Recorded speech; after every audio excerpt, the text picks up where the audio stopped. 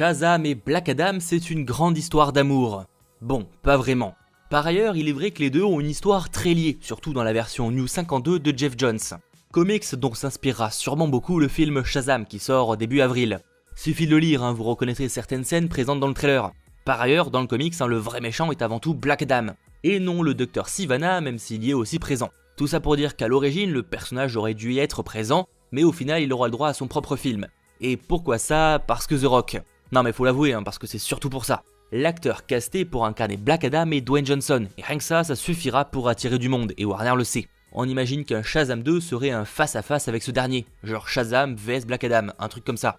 Par ailleurs, c'est le film Solo qui nous intéresse aujourd'hui, et pas suite Star Wars, là on parle encore de Black Adam. On a enfin du nouveau, et cela grâce à That Hashtag Show. Et il semblerait en effet qu'en février dernier, le scénariste Adam Skitziel ait donné à New Line, une filiale de Warner Bros, un script, qui visiblement aurait totalement convaincu. Je vous le disais, dans le comics Shazam New 52, le personnage est vu comme un méchant. Mais dans d'autres comics, il lui était aussi arrivé de devenir un anti-héros. C'est visiblement ce qui va arriver là. On apprend ainsi que Black Adam devrait affronter Hawkman. Et dans ce cas, la version de l'archéologue Carter Hall qui découvre qu'il est une réincarnation de l'ancien prince égyptien Khufu Qatar. Je suppose que je le prononce ultra mal.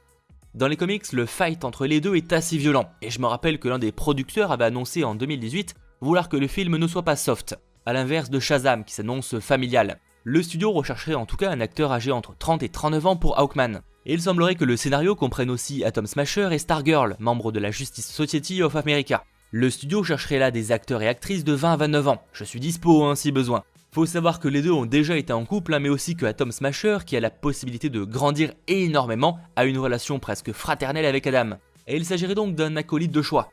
Peut-on s'attendre à une pseudo GSA? En vrai, je dis oui. Rappelons tout de même que cette équipe de super-héros sera présentée dans la série Stargirl du DC Universe, pour ceux qui voudraient la découvrir en attendant. Il est aussi possible de lire les comics, ce sera bien plus rapide. En tout cas, Black Adam arrive, et ça c'est cool, ça faisait mine de rien pas mal de temps qu'on savait pas vraiment où c'en était. Alors ça reste une information non officielle, mais venant d'une source fiable. J'imagine qu'un succès possible de Shazam en avril prochain pourrait tout accélérer, ou tout ralentir.